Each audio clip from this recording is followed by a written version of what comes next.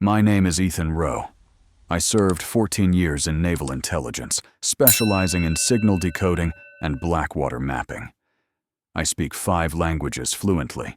I've intercepted terrorist chatter that saved thousands of lives. And I've spent more nights alone on cold decks than I can count.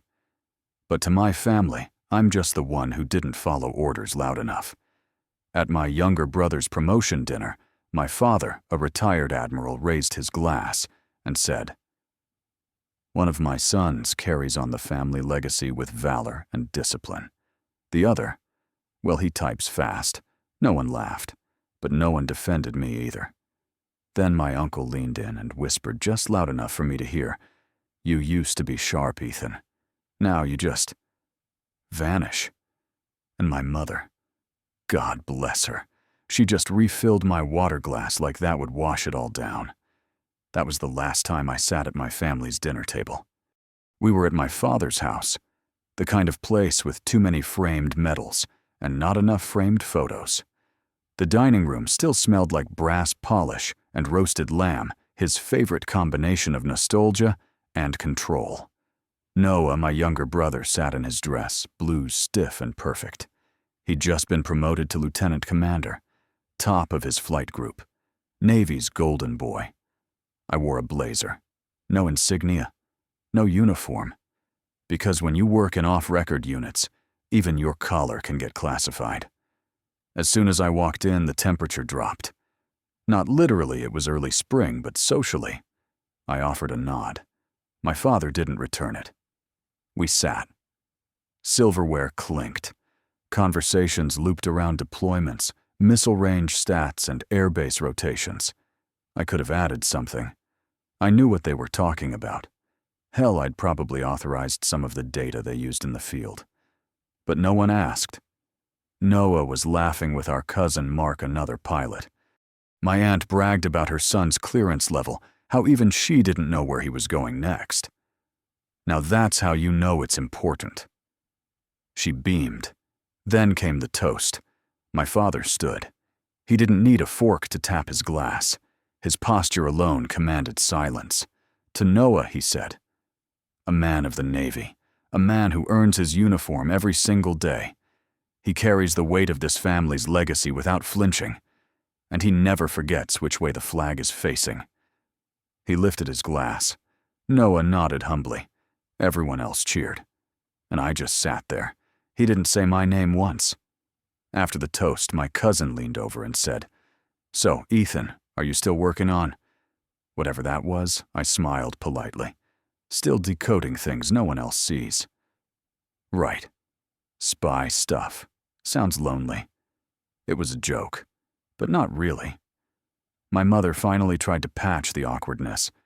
Ethan helps with very specialized operations. We're proud in our own way. My father cleared his throat. Noah serves in the open. That's what courage looks like. That was it. The final strike. I set my napkin down. "Excuse me," I said. No one stopped me. I walked out of that room through a hallway lined with military portraits, none of them mine, and into the night air. I didn't cry. I didn't rage. I just drove back to my apartment, packed my deployment duffel, and sat in silence until morning. Because the truth was simple.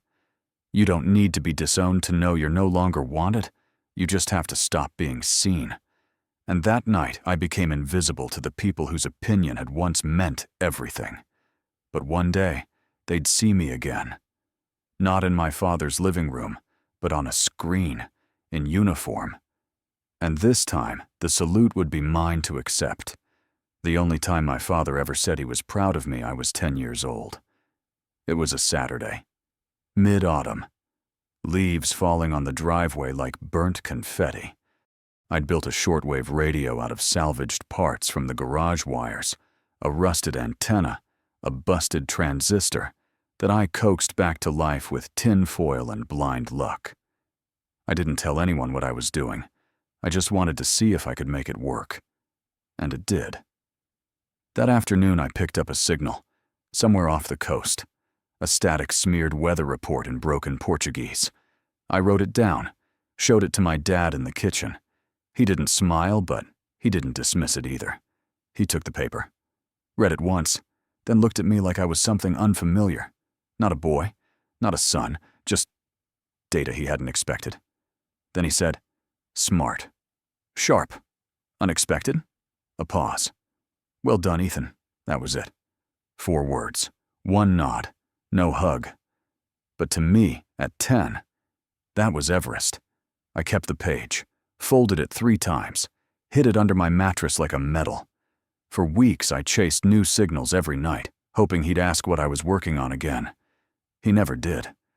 Because the next week, Noah hit his first baseball out of the park in a Little League game. The crowd cheered. My dad stood up and clapped, actually clapped. He high-fived the coach and lifted Noah onto his shoulder like he'd just returned from war. That night at dinner, we didn't talk about shortwave frequencies. We talked about batting averages. I asked him once, years later, if he remembered that weather report I decoded. He blinked, shook his head. "You always played with radios, Ethan. Hard to keep track." And just like that, it was erased. That's when I learned in my family, genius wasn't worth much unless it could salute, shoot, or fly. I tried to be what he wanted, enlisted at 18, top scores, passed every psych eval. But I didn't pick the path he thought I would. I chose to sit in rooms with no windows, decode threats before they hit shore, and save lives without being seen. He called it desk work. I called it service. But ever since that day in the kitchen with that one rare compliment, I'd always held on to the idea that maybe, just maybe, I could earn another one. Turns out there's a word for chasing a ghost like that delusion. Still, I never stopped listening. Not to voices, not to signals, not to doubt. Because some of us learn early that silence doesn't mean peace. Sometimes silence is where everything dangerous hides. And eventually, someone has to answer. I packed in silence. Same duffel I'd used since my first deployment canvas, worn at the seams, one zipper tooth missing near the top. It used to bother me. Now I kind of like the imperfection. Felt honest. One uniform, civilian clothes, notebook, toothbrush. No medals, no photographs. I never traveled with keepsakes. They made it harder to pretend you weren't hoping someone would miss you. I folded everything tight, precise, the way we were taught. Corners sharp enough to cut regret. My apartment was nearly bare by then. I'd let the lease run quiet. No plants, no dishes in the sink. Just the hum of the fridge and the creak of old floorboards, like even the building was reluctant to let me go. On the kitchen counter, I left my keys next to a note. Gone. Voluntarily. Because when you're pushed out quietly, it helps to pretend you made the first move. Before I zipped the bag, I reached up to the back of the pantry, pulled out a folded square of paper. A sticky note yellowed with time. The ink had faded, but the words still held. Don't forget who you are when no one's watching. I'd written it years ago, right after that first overseas mission, when I learned the difference between recognition and respect, between being useful and being seen. I stared at it for a long time. My fingers almost tore it just holding too tight. Then I tucked it into the inside flap of my duffel, same place I used to hide mission cards, right next to the emergency chocolate bar I never ate, because some reminders are more necessary than rations. Outside, the sky was still gray, not stormy, just undecided. I didn't text anyone on my way to the dock, didn't call Noah, didn't leave a note for my father. What would I even say? I'm still trying. You still haven't looked back. Does it count if I save people you never see? Nar's better to say nothing at all, because silence in our family had always been the most reliable language. And that morning, I was fluent. They called it a strategic reassignment, which is military code for you're not fired, but we don't want you where decisions are made anymore. The Athena wasn't a warship. She was a logistics vessel, wide, slow, and quiet. She carried sensitive equipment, old classified models, and sometimes people like me. Men and women who hadn't done anything wrong exactly. Just the kind of wrong you can't prove was right. She ran supply runs between disputed waters, which meant the work was important, just not glamorous, just not visible. My cabin was below deck, 2 levels down from the mess, 1 level above the engine room. The lights flickered like they couldn't decide if I deserved clarity. The mattress was foam, military standard, thinner than memory. No window. 1 metal desk bolted to the wall. A chair with 3 legs that balanced only if I sat still enough. Fitting. On the door outside, someone had scratched the word, floaters. Tessa, the junior data engineer I'd meet later, would tell me that's what they called us. People like me. Not assigned by merit, not failed by misconduct. Just floating. Not useful enough to defend. Not dangerous enough to discard. Just out of the way. The Athena herself groaned like an old judge, always humming, always slightly off-key. Her navigation panel still ran on legacy firmware. Even her encryption layer was outdated, though someone had tried to cover that with a patch script that barely held. On my first morning, I reported to the comms deck. No one said my name, just pointed to a seat near the back and handed me a duty list that was 2/3 redacted. I spent the next 4 hours scanning static from weather buoys and cataloging anomalies in GPS drift patterns. Every few lines, I caught myself tracing ghost signals out of habit, triangulating things that didn't matter anymore. Not here. Here, it wasn't about finding the threat. It was about filling the form. The officer in charge, Lieutenant Quaid, barely looked at me, the kind of man who rose fast because he never thought twice. He nodded toward the screens. Keep it clean. No creative inputs. We just log and relay.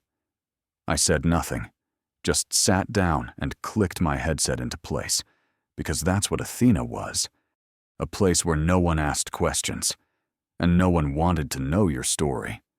Later that night, I walked the length of the ship alone, past bulkheads that hadn't been painted in years, past crates marked with seals from agencies I'd once briefed directly. I saw a reflection of myself in the glass of the aft viewport. Not a ghost, not a spy, not a hero. Just a man whose name had been quietly moved off the list of relevance. And still, some part of me stayed sharp, because I knew how these patterns started, how silence gets weaponized, how a man can be erased not by scandal, but by omission. The Athena wasn't a punishment. It was a filing cabinet, and I'd just been placed in the drawer marked, "Forget, but not yet." Her name was Tessa Lynn. She was assigned to Athena as a civilian systems analyst, seconded from a Pacific data lab that tracked undersea cable interference. I remember because she introduced herself without waiting to be asked. Unusual move on a ship like this. "Hey," she said, sliding into the empty console beside mine. "You're Ethan Rowe, right?" I paused. "Used to be." She blinked. "Right. Sorry. Just recognized your face. That caught me off guard. Most people avoided eye contact. They'd glance, recognize, and then look away like naming me out loud might trigger an investigation. But Tessa didn't look away. She tapped the side of her console, pulling up a file buried deep in a mission archive. Syria, 2017. You triangulated a false flag ping that saved a refugee convoy, Operation Haven Trail. No one ever confirmed who cracked the packet structure, but she turned the screen.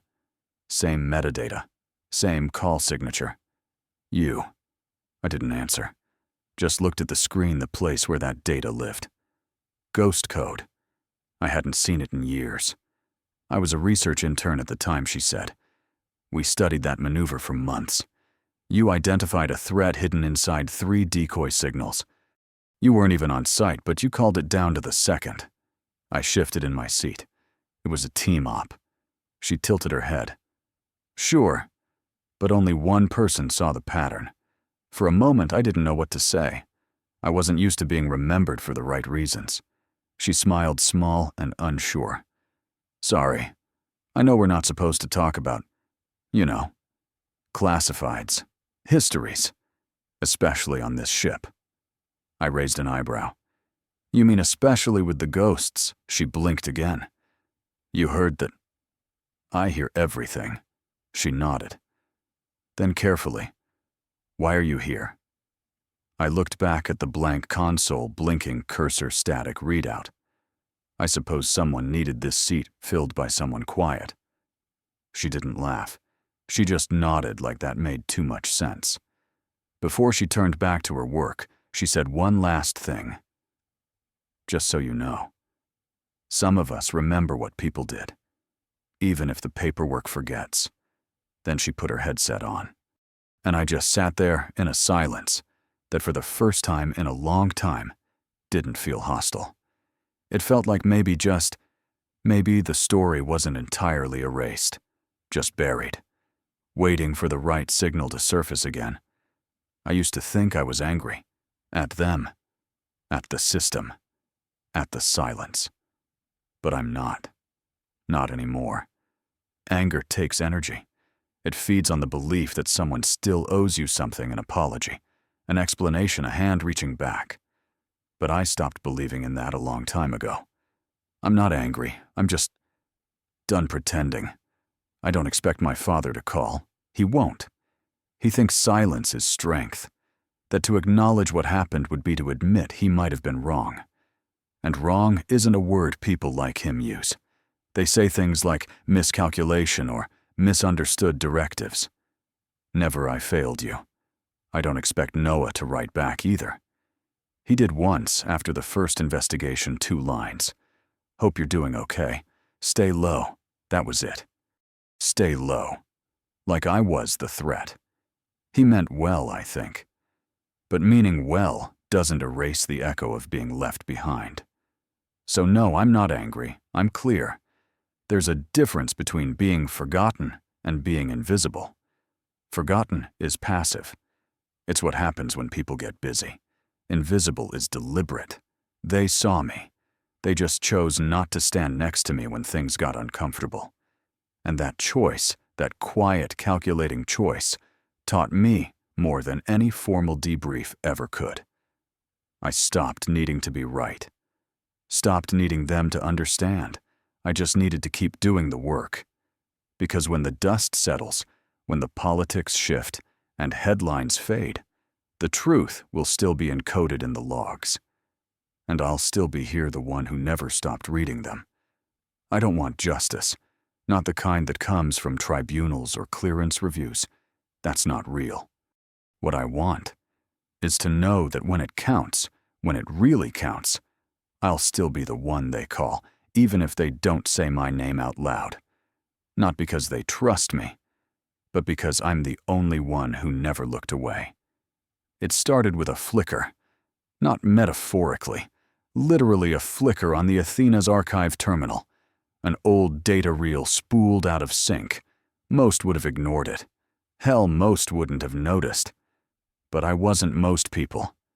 The fragment came from a traffic packet flagged routine backup low priority, a set of comms logs from the Thessalon station, one of the earliest Blackwater relays I'd ever decrypted. It should have been clean. Simple metadata transfer. But one line was off. An entry time-stamped in the wrong sequence, just 3 seconds early. That doesn't happen by accident.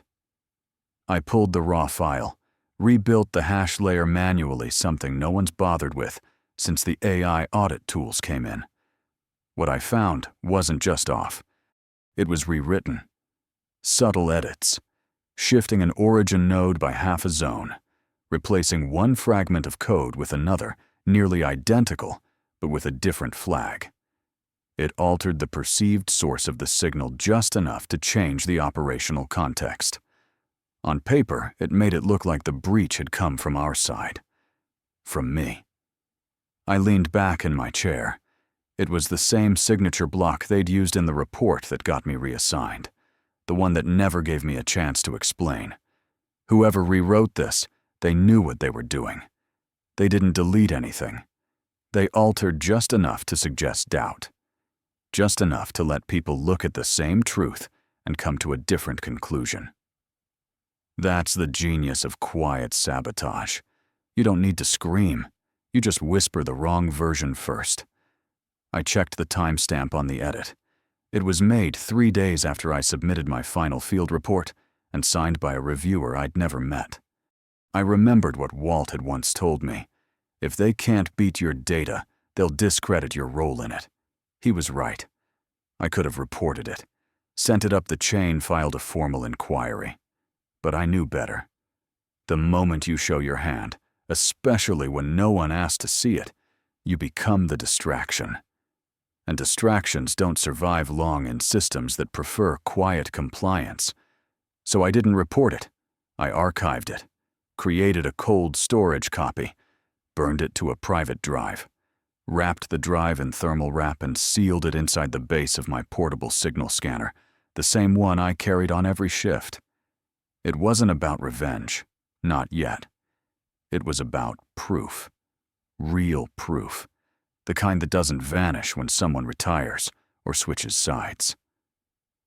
Later that night, I stared at the wall above my bunk. The ship hummed.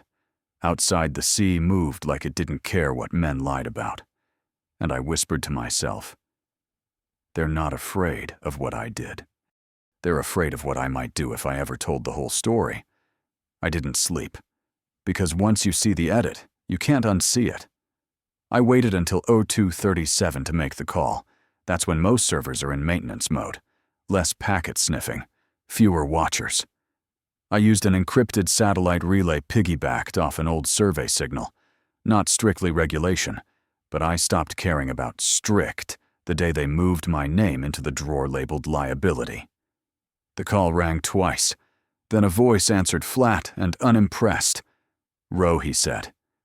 "Haven't heard that ghost name in a while." "Walt," I replied. He was a former operations handler. 47. Retired early before anyone could force his hand. Last I heard, he was farming avocados and quietly advising private intel firms under shell aliases. "You calling for a favor?" he said, not asking. "No," I said. "I'm calling for memory." He paused. "Hell. That's worse." I told him what I found. The tampered logs, the shifted timestamps, the modified packet trail. He didn't interrupt once. When I finished, there was a long silence. Then he said, "You still have the original?" "I do." "Cold, frozen." "Good." He sighed the way men do when they remember all the ways they've survived. "Listen," he said. "You want vindication? Burn it all. Leak it. Go loud. Make noise. Pause. But if what you really want is for them to respect you again." He let that hang. You stay quiet. You keep gathering. You wait for the pattern to repeat because it will. And when it does, you don't go after the people. You go after the process. "That's justice?" I asked. He snorted. "No. That's the only justice that sticks." I leaned back in my chair, listening to the static hum of open air between satellites. "I'm tired, Walt." He didn't say me too. He said, "Yeah." But tired doesn't mean finished.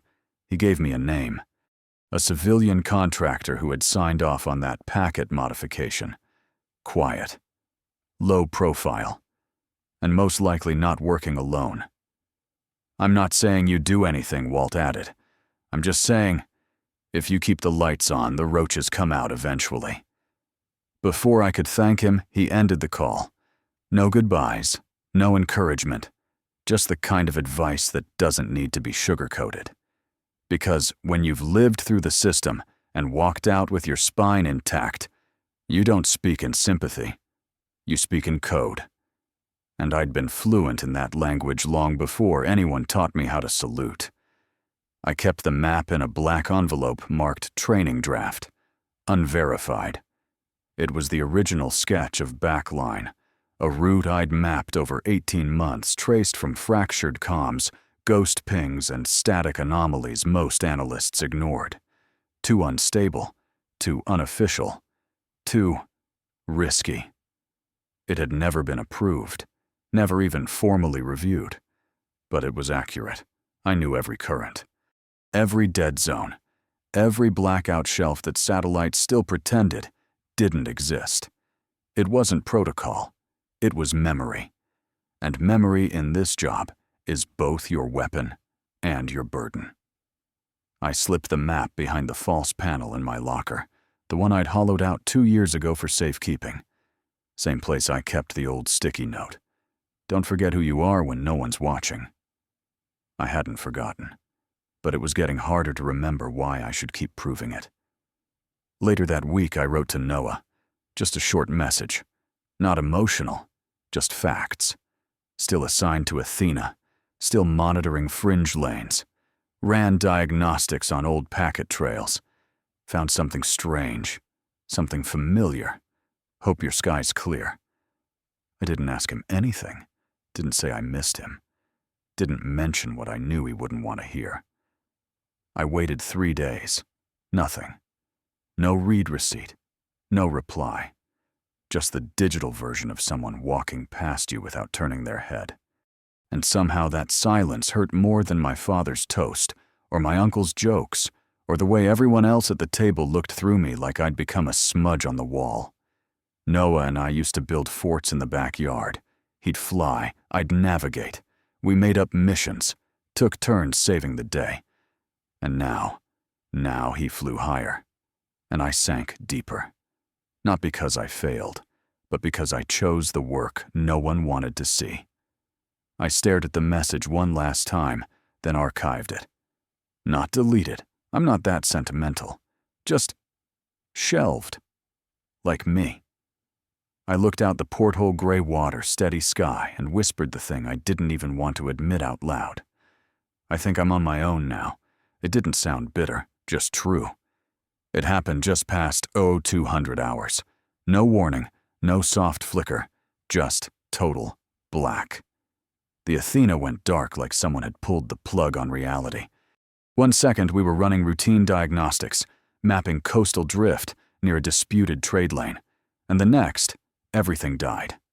Lights, comms, internal systems, external beacon. Even our analog backup sensors flatlined. Not a glitch, not a surge, a blackout. Complete, controlled, coordinated. The kind of thing you don't see in training because no one wants to admit it's possible. I was on the lower deck when it hit. I heard the power hum vanish, not fade. Vanish, like it had been sliced mid-breath. Then came the sound of metal creaking under its own weight, the eerie groan of a ship forgetting how to float. And silence, the kind that makes you feel like something's listening. Seconds later, voices, shouting, boots on steel. Someone yelling emergency reset down the corridor like that ever solves anything. I made my way to the nav deck by flashlight. The red glow from my shoulder beacon barely cut through the dark. Every face I passed looked the same, confused, then scared, then trying to hide the fact that they were scared.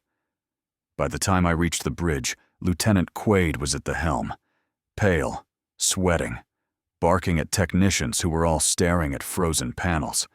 No signal, sir. Trying aw power now. Satlink's dead, fallback's dead too. We're off-grid. Off-grid. The words dropped like a stone. The Athena wasn't built for combat. She carried sensitive tech, yes, but not weapons. And now we were floating blind in waters that were politically gray and tactically dangerous. Someone had done this to us. This wasn't a systems failure. This was intentional. I said nothing at first, just stood at the back of the room watching. Let them cycle through every wrong response, every protocol that assumed the world still played by the rules. Then the engineer came running up the steps, his face white, his breath broken. We lost navigation. Quaid spun on him. What do you mean, lost? The tech's voice cracked. I mean, we have no orientation. Gyros are unresponsive. There's no positioning data. That was when the panic really started. Tessa showed up 5 minutes later, her hair tied back, face calm, but I could see her knuckles white around the edge of her tablet. "Ethan," she said low, "this wasn't random. The interference signature, it's patterned, artificial, masked like drift, but too clean." I nodded. I already knew, because I'd seen this before, or something close to it. A jamming technique buried deep in ghost lanes, meant to look like nature until it was too late. But this one, it was better. Smarter. I stepped toward the captain. "Sir," I said, "I think I know what this is." Quaid stared at me. What the hell are you talking about? I've seen this kind of blackout pattern before. Years ago. It's not just interference. It's a trap. A signal pocket that pulls us into dead water." He scoffed. "You don't have the clearance to. We're already off the map. I cut in sharper than I'd intended. Right now, you don't need a rank. You need someone who's been here before." The room went still. Even the hum of stress seemed to pause, because the truth was setting in. No one knew what to do. No one except the man they'd sidelined. Me. And for the first time since I'd boarded the Athena, they turned to listen. The thing about being invisible for long enough, eventually, people forget you're in the room until you're the only one left who knows where the exits are. I stood at the helm, the red glow barely lighting the map table. The crew was quiet now, not out of respect, but survival. The kind of stillness that happens when instinct finally overrules protocol. I took a breath, and then I said it. There's one route out. Every head turned. It's not in the system, not on any active naval charts. It was flagged unstable years ago and buried in draft protocol. But I mapped it. I know it. Quaid crossed his arms. "What are you talking about?" I reached into my vest, pulled out the folded map, backline, a handmade route, based on years of signal drift analysis, undersea topography, and hostile radar triangulation. I spread it on the table. This corridor runs through inactive minefields, blind sonar zones, and 2 abandoned surveillance belts. It's a trench path, barely navigable.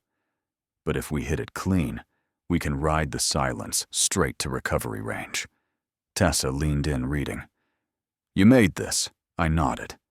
"Before they buried it. Before they buried me." Quaid shook his head. "That path was flagged a death trap. It's a death trap if you don't know it." I looked him in the eye. "I do." He hesitated, his hand clenched slightly, an instinct maybe to shut this down. But then a junior officer stepped forward. "If we stay here, we're dead in the water." Literally. Silence again. Then Quaid said the words I never thought I'd hear from him. "All right, command it." He looked right at me. "You know it. You drive it. Everyone else will follow." I didn't nod. I didn't thank him. I just reached for the console, turned the map toward the helm, and began calling out coordinates like I'd rehearsed them in my sleep. Because I had. Not just once. For years. People think leadership is loud, that it demands titles, salutes command tones. But real leadership is quieter. It sounds like this: adjust, heading to 082. Maintain depth band delta. Cut all non-essential systems. Follow my voice. And just like that, the man they ghosted became the map they followed. They didn't give me a rank. No sudden medals. No field promotion. No title change. Just space. Space at the center console. Space where the captain had been standing moments before. Space I was now expected to fill. Quaid stepped back without a word. His face said it all: he didn't trust me, not fully. But he trusted the alternative even less. And sometimes that's enough. I took the helm. My hands found the controls like I'd never left them. Muscle memory, not nostalgia. There was no time for that. Every second we lingered in this dead zone, we risked becoming the kind of ship other people read about, and then forget. I scanned the coordinates I'd memorized, cross-checked bearings with the tactile grid etched into the map. No digital assist, no radar, just ink instinct and inertia. I keyed the intercom. All stations. This is Row. We're executing emergency extraction via Trench Corridor Bravo 6. This route is off-chart, unofficial, high risk. I paused not for drama but for weight. I know this path. I mapped it myself. You will follow it, exactly. No drift, no second guessing. We make it through by precision, or we don't make it at all. No one responded, but no one challenged it either. That was the moment. Not a vote, not a cheer, just quiet obedience. It's funny. When you're invisible long enough, you start thinking no one believes in you. But what I learned that night was this. You don't need belief. You just need them to listen when it matters most. And right now, every soul on this ship was listening to me. Not because I was decorated, not because I was loved, but because in the worst hour of their lives, I was the only one who didn't look away. The corridor was pitch black. No radar, no sonar, no GPS. Just a grease-stained paper map, a compass built before I was born, and a mechanical watch strapped to my wrist that ticked like it was counting down to something we weren't supposed to survive. Red emergency lights glowed dim above the helm, not enough to see, just enough to remind us how blind we were. I adjusted heading manually. The wheel felt stiff. The ship wasn't made for maneuvers like this. Athena was wide old, too slow to be precise. But she would have to become exact, or she would become a tomb. Helm bearing 082, I called. Maintain depth at 75 meters. Reduce all lateral thrusters. No one asked why. No one challenged the numbers. They moved. I used the second hand on the watch to time each maneuver, each turn, each glide into the next section of dead water. The intervals weren't arbitrary. I'd calculated them years ago, based on signal drift latency, undersea current pull, and the exact lag time between our rudder command and response. If I was off by even 2 seconds, we'd hit something no one would ever find again. Behind me, the crew whispered, low, tight voices. Some were praying, some were vomiting quietly in corners. Tessa stood near the panel, eyes wide, gripping the rail. She didn't speak.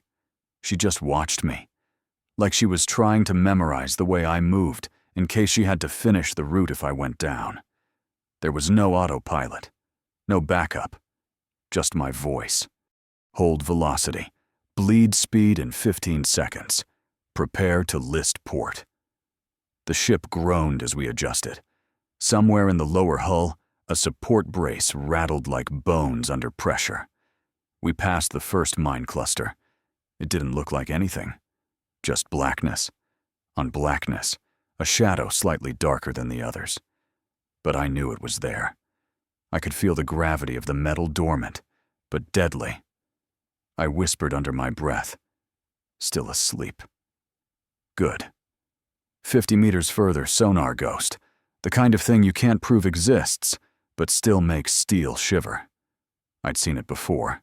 A harmonic loop from an old surveillance net left to rot. If you pinged the wrong frequency, it would bounce back and mark your position to anyone still listening. So we stayed silent. No pulses, no scans. Just my hands on the helm reading vibrations the way a blind man reads Braille. Read light. Ticking watch. One breath at a time. I forgot the faces around me. Forgot where I was. The deck faded. The noise dimmed until it was just me and the map burned into memory. I wasn't steering a ship. I was walking a razor wire in the dark, barefoot 128 souls, balancing on my shoulders. That's the kind of weight no one trains you for. And still, you carry it. Because some part of you remembers what it feels like to be dismissed, to be doubted, discarded. And on nights like this, you make damn sure that if you survive, no one forgets who got them home. We hit something at the 46-minute mark. Not directly, more like a graze. A sound like metal dragging across old bone, long, low, alive. The ship trembled.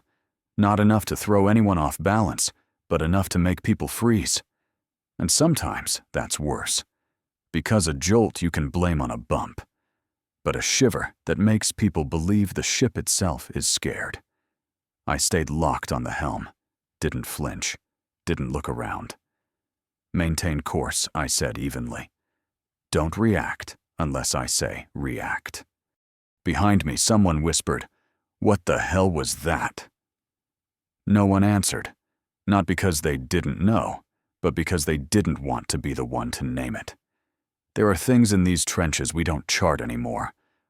Infrastructure, abandoned surveillance rigs, dead tech that never got the memo it was obsolete. Some of it floats, some of it sinks, all of it waits. I adjusted 2 degrees port side, slow, deliberate. The way you move when you're not sure if the water around you still respects your presence. Then came the hiss. Air pressure shifting through a misaligned valve somewhere deep in the hull. A sound, too much like something exhaling. That's when I heard the footsteps, fast, panicked from mid-deck. A crewman burst in. Something scraped the side, he said. It might have breached. Quaid stepped forward, pale. "We need to seal the quadrant." "No," I said, voice level. "We can't break the pattern. The timing's everything." He stared at me. "You'd risk a breach over timing?" I looked him dead in the eye. "I'm not risking it. I'm reading it." Behind him, another voice rose, someone younger. "This isn't worth it. We don't even know if the route works." That's when I felt it. The tide turning, not the ocean, but the crew. Their fear was spreading like static on an open channel, untraceable but contaminating everything. I couldn't lose them. Not here. I turned to the room, keeping my voice firm, but low. This path is narrow. If we break formation now, we drift. And if we drift, we die. We stay in rhythm, we get out. I waited. Let the silence bite. Then quietly someone said, "Let him steer." It was Tessa. She hadn't moved from her station, hadn't looked away once. I met her eyes, calm, sharp, steady. She nodded once, just once, and that was enough. Because in moments like this, leadership isn't about the loudest voice. It's about the one who hasn't blinked since it started. I turned back to the helm. Resume timing. We keep going. And this time, no one said a word. I wasn't supposed to love the sea. I hated water, actually, always had. When I was 9, Noah got a model patrol boat for Christmas. Battery-powered, radio-controlled. Sleek gray with a tiny American flag on the stern.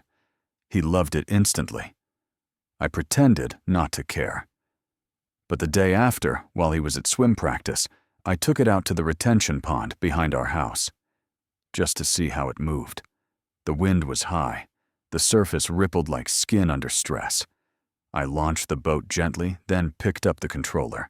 It drifted, tilted, then stalled. Battery malfunction. The motor cut out about 20 feet from shore. I stood there staring at it, alone, cold, no backup. No one knew where I was, and I remember thinking I could walk away. No one would blame me. But something about watching that boat just float there helpless triggered something in me. So I stripped off my shoes, stepped into the freezing water, and swam. Badly. I kicked wrong, panicked halfway, swallowed mud. But I made it. Dragged the little gray ship back to shore, shivering and shaking and coughing, but holding it like it was made of gold. My father never found out. Noah just noticed it worked again. Thought the battery had fixed itself. But I remembered. That cold. That silence.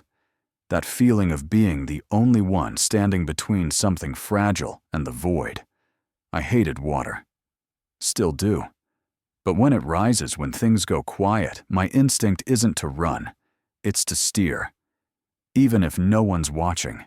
Even if no one claps when it's over. Because I knew something that day. That I still know now. You don't have to love the ocean to know how not to drown. We made it out. 3 hours and 19 minutes after the first blackout, the Athena crossed the final trench gate. The comms blinked back on like startled eyes. One by one, the panels lit up radar sonar satellite sync. It was like the ship remembered it was alive again. And so did everyone else. Cheers broke out. Some people hugged. One of the junior techs dropped to his knees and kissed the floor. I stood at the helm and watched the lights come back one blinking node at a time until I was sure we were back inside the grid. 128 souls, not a single one lost. No hull breach, no mine contact, no system collapse. We had threaded a dead corridor blind through rusted surveillance nets, ghost signals, and geopolitical no man's land on a map no one else believed in. And no one said my name. Not on the official logs, not in the incident report, not in the article that showed up 3 days later on the Defense Digest homepage.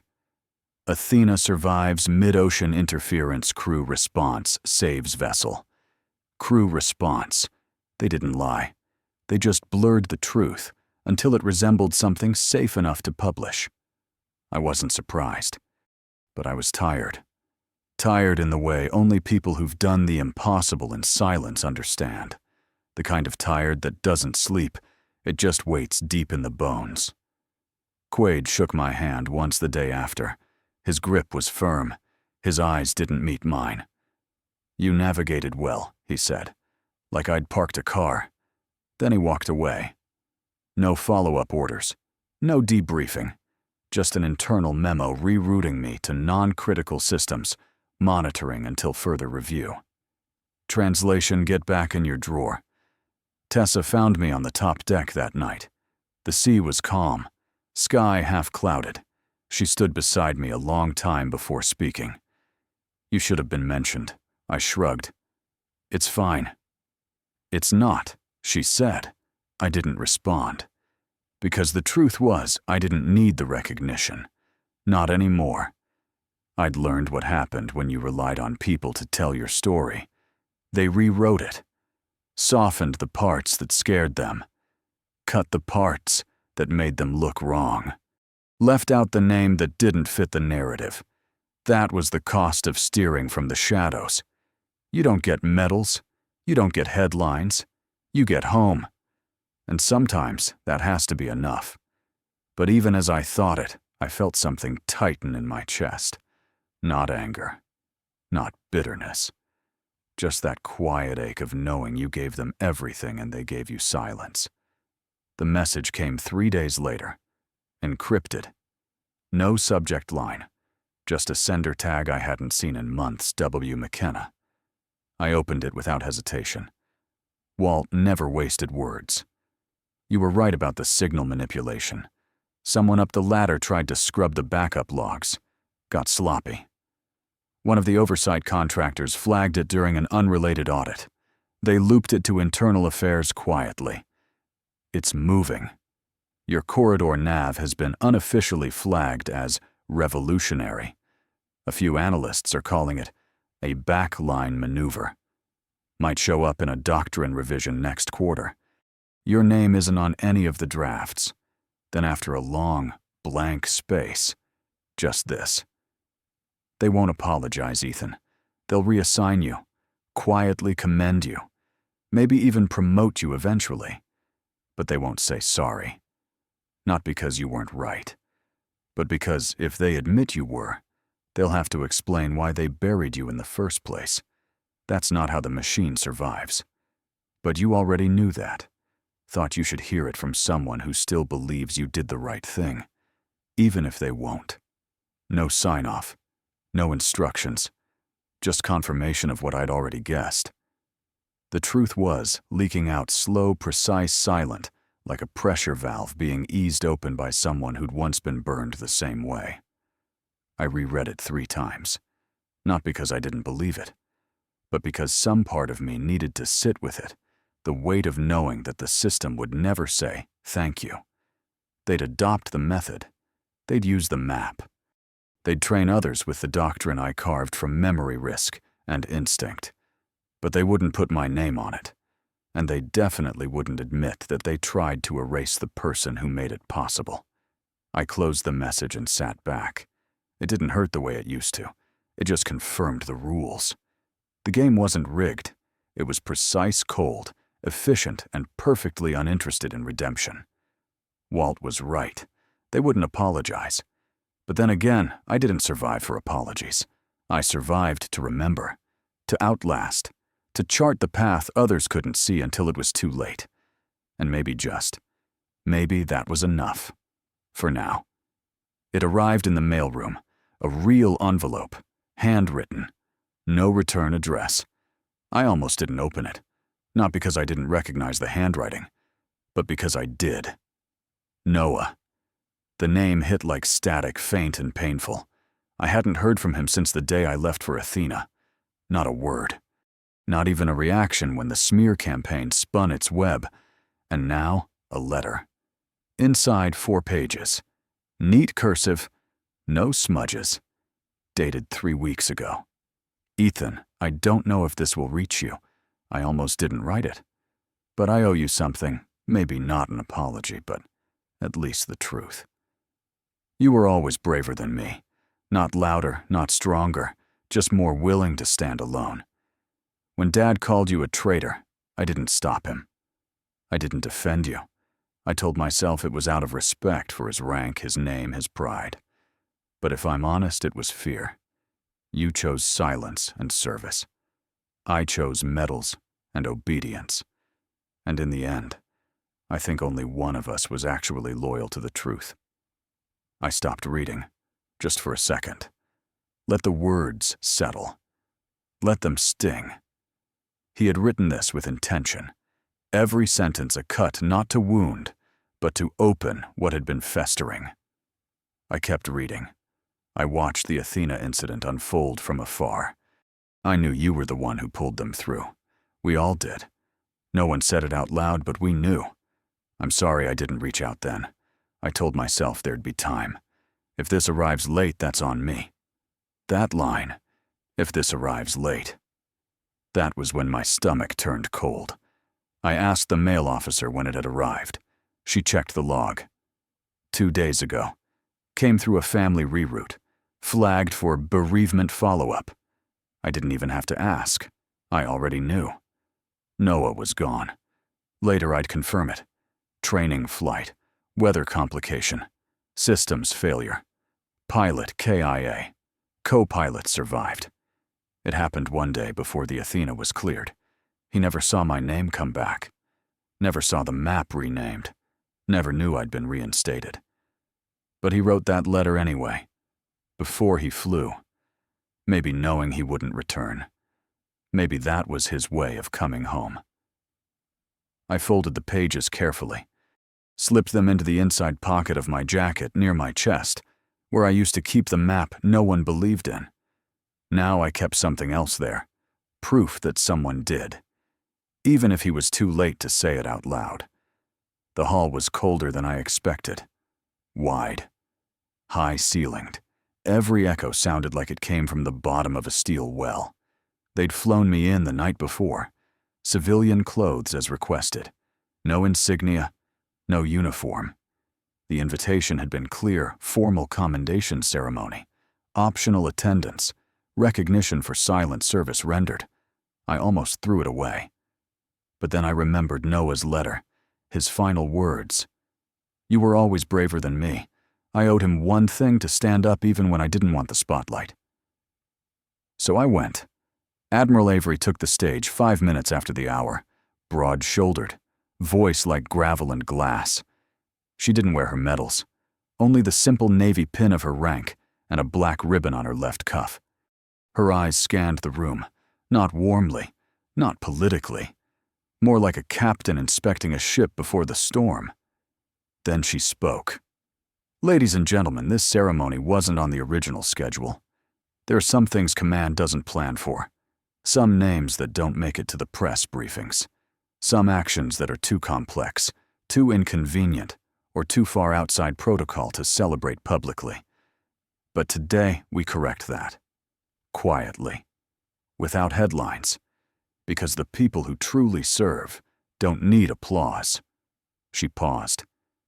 This is for the navigator no one trained, the analyst no one trusted, the officer who wasn't allowed to lead, but did anyway, when silence would have been easier.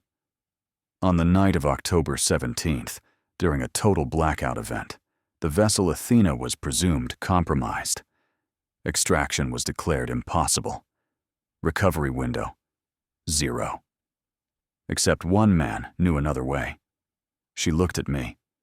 Just for a second. Not performative. Not for show. Just enough to say, I see you. He used no weapons, fired no shots, received no orders. And yet he brought 128 people home through a corridor no one else could even name. That to me is command. No slideshow. No long bio. Just that. Then she stepped down, approached me, and opened a small black case. Inside a metal pin. Silver. No rank. No name. Just a single engraved line. Backline. Unspoken, but not unseen. She pinned it to my jacket. No applause. No anthem. Instead, Avery saluted, formally, precisely. A slow, deliberate gesture that said more than any speech ever could. For a breath, the room was silent. Then slowly others rose. Not everyone, but enough. A few officers. One former crew member from the Athena. Even Tessa, seated near the back, stood. No smile, just her eyes proud and maybe a little wet. I didn't cry. Not there. Not then. But inside something thawed. Not because I needed the medal, but because for the first time, I wasn't the only one who remembered what happened that night. When the ceremony ended, people began to leave in quiet waves, some nodding politely, others still looking over their shoulders, as if unsure what they had just witnessed. I didn't move. I stood at the base of the stage, the metal cool against my chest, still not used to being looked at. Admiral Avery was the last to descend. She approached with that same calm I remembered from our only meeting, before efficient, clear, human only in the small places where protocol allowed it. We don't do this often, she said. Publicly, I mean. I nodded. I noticed. She didn't smile, but her voice softened. This medal, it's not to fix what was done. It won't erase what you carried alone. But it's our way of saying the silence wasn't your fault. And then she raised her hand. A crisp, deliberate salute. No cameras, no orchestra. Just the sound of polished shoes against tile, and her eyes meeting mine, steady without pity. I didn't hesitate. I returned the salute. Fingers up. Palm angled. Arm firm. Not because it was expected, but because it felt earned. And when I dropped my hand, another hand lifted. From the far end of the room, near the column by the exit. My father. Dark suit, shoulders squared, face unreadable. He stood alone. No podium. No announcement. No military context to lean on. Just a man who once called his son a ghost. Now standing still, arm raised, trembling slightly at the fingertips. Saluting. Not as a commander. Not as a father who finally understood. But as a soldier, acknowledging another. We didn't speak. I didn't need him to say sorry. Because for the first time in my life, he wasn't trying to change me. He was standing with me. That was enough. 3 salutes. 3 lives intersecting in silence. The woman who saw me. The man I chose to become. And the man who finally stopped pretending I wasn't his son. When I was 9, my father taught me how to salute. It was a summer morning, too early for cartoons, too late to pretend I was still asleep. He stood in the backyard, already dressed in uniform boots, polished collar stiff.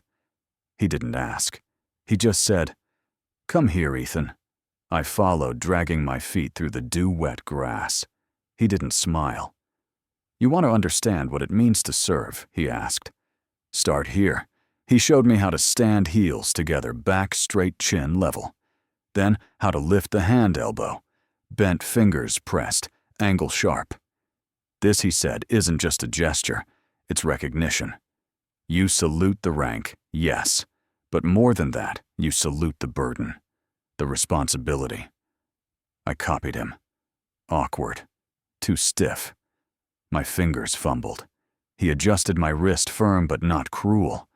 Again. We practiced until my arm ached. And when I finally got it right, clean fast, correct. He looked at me for a moment, then nodded. But he didn't return the salute. Not once. He just said, "You're not there yet."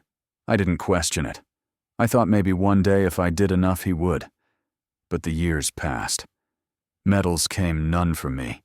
Ceremonies were held always for others. And every salute I gave was unanswered. Until today. When that hand, older, now slower, but just as sharp, rose across the room and finally returned the gesture he taught me all those years ago. A salute he never gave me as a boy. Now given not to a son who obeyed, but to a man who chose differently and still stood. I never realized how much I needed it until I saw his hand tremble at the top of the arc. He didn't say, "Good job." He didn't say, "I'm proud of you." He didn't have to. That one movement, silent, precise, 25 years late, said everything. I came back quietly. No press release. No announcement. Just a simple internal transfer order. Ethan Cole. Assigned Naval Coastal Analytics Training Division. The Coastal Command Center wasn't much to look at. A square block of concrete tucked against the Atlantic with antennae reaching skyward like curious fingers. But inside it was different now. On the west wall of the briefing hall hung a laminated chart, framed in navy blue. I stood in front of it the first morning alone before the recruits arrived. Fingers brushing the edge of the plastic where my handwriting had once been scribbled in grease pencil deep below deck during blackout. Now printed in full resolution. Backline corridor, emergency evacuation map level 5. They'd sanitized the legend, removed half the context, marked certain areas as historical use only. But the path was there, the route no one believed in. Now taught. Now memorized. Now real. And for the first time, I wasn't angry they'd claimed it, because this time they didn't erase my name from it. Below the map, originally charted by Lieutenant Ethan Cole, Athena Navigation Recovery, 1017. Just a line. But it was there. When the cadets walked in, they looked like every class I'd ever seen. Eager, nervous, too caffeinated, too unsure. Most didn't know who I was. That was fine. I started the lesson like any other. Navigation isn't about GPS. It's not about screens. It's about memory, muscle, pressure. The way steel vibrates when you're too close to something that shouldn't be there. A few looked confused. One girl raised her hand. "Sir, is it true you used that map? When Athena lost all systems," I paused, nodded. "Yes." "Did anyone believe you back then?" "No." That silenced the room. Then I pointed to the map. This wasn't official. It wasn't cleared. It was my backup drawn over 2 years of watching patterns no one else cared about. But when the night came, when everything shut down, I tapped the line right where the trench narrowed. This was the only thing that kept 128 souls alive. Silence. Then the kid in the third row, the one who hadn't looked up once he did now. Eyes locked. Not wide, not shocked. Respectful. That was new. That was enough. For the rest of the hour, I taught them the fine-tuned art of emergency mapping, of learning to read not just instruments, but people, of trusting yourself when protocol turns blank. As they filed out, one lingered behind. A quiet kid, red hair, freckles. Looked like he hadn't spoken all week. He cleared his throat. "Sir, yeah. Did you ever think about quitting?" After it all, I looked him straight in the eye. Every day. He nodded. "But you didn't?" "No. I said I didn't. And then, with a voice so quiet I almost missed it, I think, "I want to be the kind of officer who'd follow someone like you." I didn't know what to say, so I didn't. Just placed a hand on his shoulder, gave a short nod, and let him walk out. He'd remember that moment. I would too. Because that's how legacy begins. Not in the ceremony, not in the medal, but in the eyes of the next person who finally believes you were never invisible at all. The house hadn't changed. Same peeling paint on the porch rails, same lopsided mailbox with the rusted hinge.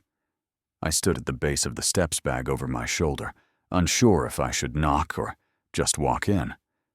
But the door opened first. My mother. No words, just a soft exhale like she'd been holding her breath for 4 years. Inside it was quieter than I remembered. On the mantel where my father used to keep his old medals, now sat 2 frames. The first was a photo of Noah, smiling, wind in his hair, taken during our last shore leave together. The second, a printout of the Fleet Commendation Bulletin. It was the official photo. Me on stage. Medal being pinned. Admiral Avery's hand on my shoulder. My father had placed it between 2 of his own citations, not to replace them, but to stand alongside. Noah and I side by side again, even now. My mother brought me coffee. She didn't speak. She didn't need to. Later, my father joined me on the porch. He didn't sit. He never did. Just stood with that same posture he used to teach JROTC cadets. Hands behind back, chin steady. "Your brother would have made a terrible navigator," he said. Finally. I laughed once, sharp surprised. Yeah, I nodded. He hated maps. A pause. "But he would have followed you," my father said. Without question. I didn't answer right away. Then I pulled something from my pocket, a folded piece of the original backline sketch I'd saved, still stained with graphite. The same edges from the night everything almost ended. I handed it to him. "This got us home," I said. He unfolded it slowly. "You kept this. It kept me." He stared at the page a long while, then folded it again carefully like something fragile. Before I went back inside, I looked out across the front yard, the same one where I'd once built cardboard boats with Noah. Before either of us knew the difference between real oceans and the ones inside us. And then I spoke, not to them, not even to myself, but to the space that had once tried to make me disappear. Voiceover calm and steady, I never needed applause. I didn't come back for headlines, or medals, or redemption. I came back because I survived, and that's enough. Because in the end, I don't need to be cheered. I just need to be called by the right name. And this time, they did. Fade out. Sound of slow waves. A distant hum of radar. Silence. Before leaving the house, I went back to my old room. It was exactly how I left it.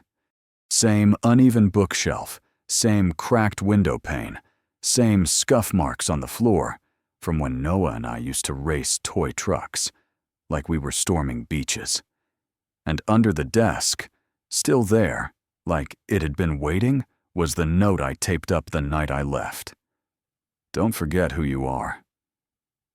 I remember writing that, hands shaking, jaw clenched, telling myself that no matter how far I drifted in duty, in exile and silence, I had to hold on to something that still felt like me. That note got me through blackout halls and empty deployments, through courtrooms without defense, through rooms full of people who only spoke to what they thought I was. But now that reminder didn't feel like a warning anymore. It felt like a memory, something I survived. I peeled it off slow, like removing old skin. Then I reached for a clean slip of paper, tore it straight, wrote 6 words. Now they finally see it. I taped it in the same spot. No fanfare, no witness. Just me, the wood, and that small act of replacement. The boy who wrote the first note needed to hold on. The man who wrote this one, He finally let go. Because I'm not hiding anymore. I'm not explaining myself to people who never ask the right questions. I'm not trying to be understood by those who only wanted to rewrite me. I don't need applause. I don't need their comfort. I just need what's mine. And now, I have it. My name. I turned off the light, closed the door. Outside, the sky was pale early morning haze folding over the horizon like a quiet breath. It wasn't a new beginning. It didn't need to be. Just a clean step forward from silence into clarity. I walked down the porch stairs, bag in hand, head high. Camera slowly pulls back the man walking away from the house, steady to talk. Faint wave sounds rise, a distant radar ping, then quiet, fade to black. Voice-over final lines. I don't need applause. I don't need a stage. I just need to be called by the name that's always been mine. And now, they say it. Ethan Cole.